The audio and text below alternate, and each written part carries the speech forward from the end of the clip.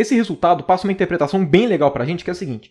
Se vocês se lembrarem dos movimentos retilíneos, a aceleração nos movimentos retilíneos ela sempre estava variando o módulo da velocidade.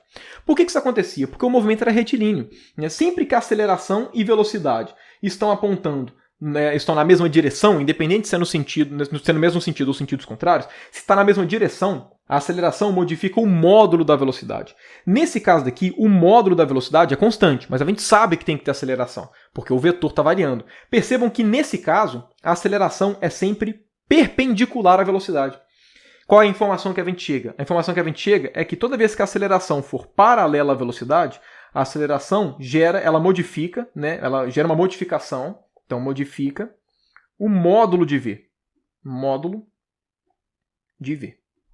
E toda vez que a aceleração for perpendicular à velocidade, a aceleração modifica o quê? A direção de v.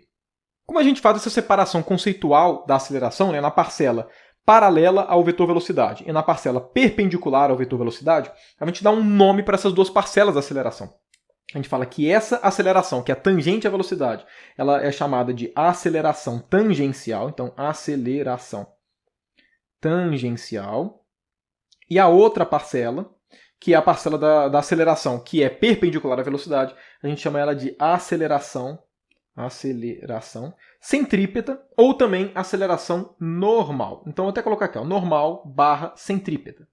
Quando a gente quer representar a aceleração tangencial, a gente utiliza o termo AT, e quando a gente quer representar a aceleração normal, a gente usa o termo AN ou AC. Okay? Eu vou colocar AC, porque eu acho que a maior parte aqui de vocês que estão vendo esse curso estão mais acostumados com o nome aceleração centrípeta do que a aceleração normal. Okay? E, nesse sentido, a aceleração total de um sistema, ou seja, a aceleração mesmo, que um sistema está submetido, pode ser pensado como sendo a soma vetorial da aceleração tangencial mais a aceleração centrípeta. É importante enfatizar essas duas acelerações, a tangencial e a centrípeta, ambas são acelerações, ok? Elas têm a mesma natureza como o vetor. Porém, a gente só faz essa separação, apesar de ser a mesma natureza, a gente faz essa separação entre tangencial e centrípeta, porque elas atuam modificando a velocidade de maneira diferente. Uma modifica o módulo, outra modifica a direção, e por consequência o sentido também da velocidade. Uma coisa importante também a ser enfatizada, e eu acho que é aqui que está uma questão mais rica dessa análise do MCU, é que apesar da gente ter chegado na aceleração centrípeta, para o caso do MCU, esse resultado é muito mais geral do que somente o caso para o MCU. Essa aceleração centrípeta, ela é a aceleração centrípeta para qualquer tipo de curva, fazendo uma pequena modificação que eu vou mostrar para vocês. Aqui no caso, isso que eu vou falar com vocês agora, vai ficar bem mais fácil de se entender se vocês fizerem um curso de mecânica depois. Porque num curso de mecânica, a gente deduz a aceleração centrípeta sem ser para um movimento circular. A gente deduz para um movimento geral, para um movimento curvo geral, que a trajetória é curva. E aí a gente acaba chegando no mesmo resultado, com a única diferença é que esse R está variando. Qual que é a ideia? Imagina que a gente tem um movimento que não é circular, e nem uniforme. É um movimento qualquer. Esse movimento ele acabou sendo descrito por essa trajetória daqui. Imagina que teve essa trajetória. Imagina que você queira saber qual que é a aceleração centrípeta nesse ponto daqui. Como é que você consegue determinar qual que é a aceleração centrípeta nesse ponto? Você pode, ainda assim, utilizar essa expressão daqui. Okay? Em qual sentido? Evidentemente, essa trajetória não é um círculo.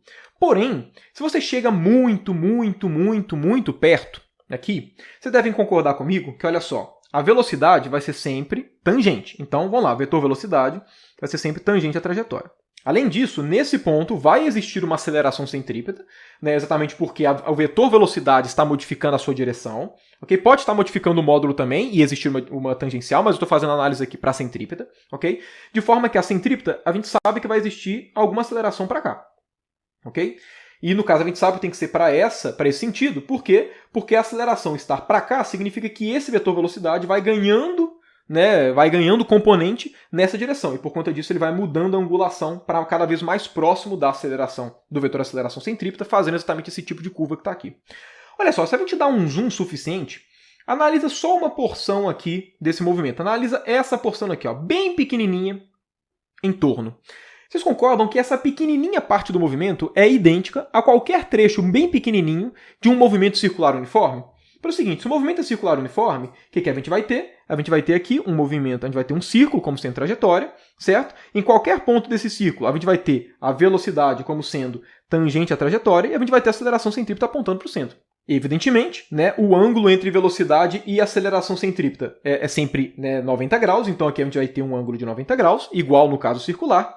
E por se tratar aqui de um movimento circular, né, se eu pego uma porção muito pequenininha do movimento, se eu pego uma porção aqui muito pequenininha do movimento, eu vou ter essa porção aproximadamente como sendo uma linha reta. Certo? Por quê? Porque toda vez que a gente dá um zoom suficiente, vai ser aproximadamente uma linha reta.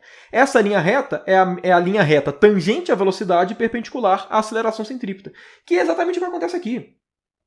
A trajetória aqui, se é muito pequenininha, ela vai se aproximar de uma reta. Essa reta tem que ser tangente à velocidade, porque a velocidade é sempre tangente à trajetória.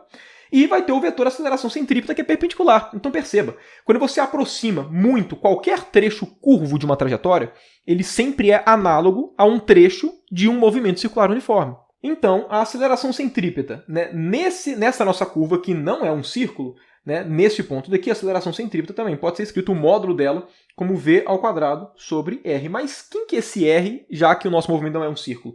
Esse r é o seguinte, faça aqui uma continuação. A partir da curvatura da sua trajetória, faça aqui uma continuação de um círculo com a curvatura compatível, né, equivalente a esse trecho.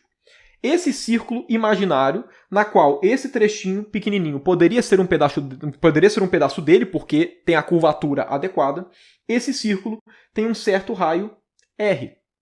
Esse raio R é o que você vai colocar aqui para saber qual que é a aceleração centrípeta. Eu não estou falando que determinar esse círculo e tudo é uma coisa simples e tudo. Não. A única coisa que eu estou querendo dizer é que essa expressão ela é muito mais geral do que somente para um círculo. Porque perceba, qualquer trecho de qualquer curva que você aproxime o suficiente, ela sempre vai ser equivalente a um trecho pequenininho de um movimento circular uniforme. Então a gente sempre pode fazer esse tipo de associação, né, e, no caso, né, verificar que essa aceleração centrípeta é geral. Né? Lembrando, somente com o que a gente viu aqui, né, no nosso curso de Física 1, o máximo que eu consigo argumentar para poder falar que essa expressão vale sempre é isso que eu acabei de fazer. Né? Quem for fazer mecânica vai obter a expressão da aceleração centrípeta diretamente a partir de cálculo mesmo, a partir daquelas derivadas dos versores, e a gente chega nesse resultado daqui, né, direto. Okay? Mas só para vocês terem uma ideia de que esse resultado é muito mais geral e de que o movimento circular uniforme ele pode ser realmente pensado como sendo um tijolinho para fazer a construção do resto. Né? E um último adendo, né? Perceba, a aceleração centrípeta, eu falei, essa expressão é sempre válida. Okay? E para aceleração tangencial, a gente também tem uma expressão bonitinha, já feita para aceleração tangencial, e a resposta é não. Não temos. A aceleração tangencial ela varia, né? Ela não tem uma expressão específica, ela depende de cada situação, de cada caso, enfim, ela pode ser bem diferente. Então, né, só voltando aqui, né, para a gente poder encerrar esse vídeo, só voltando, né, a nossa descrição aqui do MCU, percebam, só faltava a gente descrever aqui a aceleração. Okay? Então, vou até colocar aqui, né, um pouquinho de lado. Só faltava a gente escrever aqui o nosso vetor aceleração. Qual foi o vetor aceleração? Bom, a aceleração nesse nosso caso, ele foi somente a aceleração centrípeta, que tem como módulo v² sobre r. Qual que é a direção e o sentido? A direção e o sentido da aceleração é apontando para o centro. Logo, a direção e o sentido é contrária à do versor r chapéu. Então vai ser esse cara menos esse cara na direção r chapéu. Então está aqui, né, descrito completamente o nosso movimento circular uniforme. Okay? Além disso, né, só mais um último comentário, né, e aí sim eu encerro o vídeo por completo, só para a gente poder extrair o máximo possível de informação do MCU, junto com essas análises, né, do que é uma aceleração centrípeta, uma aceleração tangencial e por aí vai. Se eu quisesse, né, descrever aqui um movimento circular que não é uniforme, se eu quisesse descrever aqui um movimento circular que a aceleração, né, que a velocidade, o módulo da velocidade está variando, mas que é sempre dentro de um círculo. Então a aceleração que o nosso sistema físico estaria sendo submetido não ia ser só uma aceleração centrípeta, teria uma aceleração tangencial. Por quê? Porque se eu estou considerando um movimento circular que o módulo da velocidade pode variar, quem varia o módulo da velocidade não é exatamente a aceleração tangencial. Então significaria que aqui a gente tem aceleração tangencial e aceleração centrípeta. Então, por exemplo, né, vou até desenhar aqui a trajetória só para a gente, né, terminar essas nossas análises. Né? Imagina que a gente tem aqui um sisteminha físico, mesma coisa, eu estou desenhando ele em verde. Imagina que ele está fazendo, né, um movimento aqui, ele está nesse sentido, e o módulo da velocidade ele está cada vez mais aumentando. Se ele está cada vez mais aumentando, vamos lá, o movimento é circular, então tem uma aceleração centrípeta aqui para dentro. Se o módulo da velocidade está aumentando, então a gente tem uma parcela de aceleração junto com a velocidade. Então também teria aceleração para cá. Então a aceleração resultante do nosso sistema seria algo assim na diagonal. Aceleração total.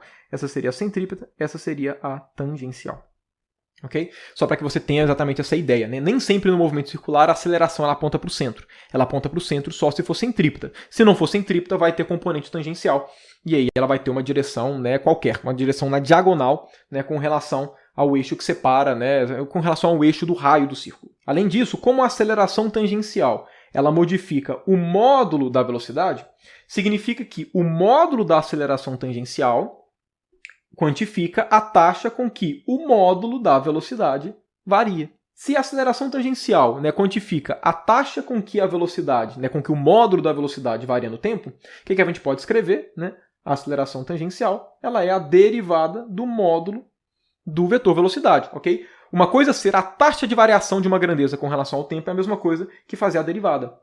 Agora, olha só, num movimento circular, a gente não sabe que V é igual a ômega-r, então esse cara daqui é a mesma coisa que derivada de ômega-r. Se o movimento é circular, então significa que o raio é constante. Logo, a aceleração tangencial ela vai ser o quê? Ela vai ser derivada da velocidade angular no tempo vezes o raio. Taxa com que a velocidade angular varia, a gente chama de aceleração, porque é a taxa com que uma velocidade varia, só que angular. E a gente dá um nome de alfa. Então, né, a gente tem uma relação direta entre a aceleração tangencial e a aceleração angular. Né? Eu só escrevi essa relação aqui final, que é a última relação que eu vou obter com vocês, porque, enfim, eu comentei com vocês, né, que o movimento ao longo do círculo está relacionado com aquelas grandezas angulares. Né? Tanto é que o movimento ao longo do círculo que a gente trocou velocidade por velocidade angular, posição por posição angular, que é o ângulo, e por aí vai. Não somente isso, né, mas nessa adaptação das grandezas do movimento para as grandezas angulares, a aceleração tangencial, né, ela tem um papel equivalente ao da aceleração angular. Mas enfim, né, falei um monte de coisa aqui. Nessa aula daqui foi mais para poder colocar esse tanto, né, esse monte de informações. Okay? Enfim, eu acho que dá para discutir muita coisa do movimento circular uniforme. Eu acho que deve ter ficado bem claro isso ao longo desse vídeo. Né? Esse vídeo ficou bem grande, por consequência eu vou separar ele em dois. Okay? Mas então é isso, né? Dado isso, né, vou encerrando então o vídeo de hoje. E para encerrar completamente essa nossa primeira aula de cinemática, né, do nosso curso de Física 1, vai faltar só um pequeno tópico que vai ser um vídeo muito rápido para a gente falar a respeito das grandezas relativas. Né? É um tópico bem rapidinho que eu poderia abordar em outra aula junto, né, já que ele é muito rápido. Só que, enfim, eu acabei não conseguindo encaixar ele em outra aula. E como é um conceito bem importante, acho que vale a pena um vídeo separado. Mas enfim, é isso. Vejo vocês no próximo vídeo.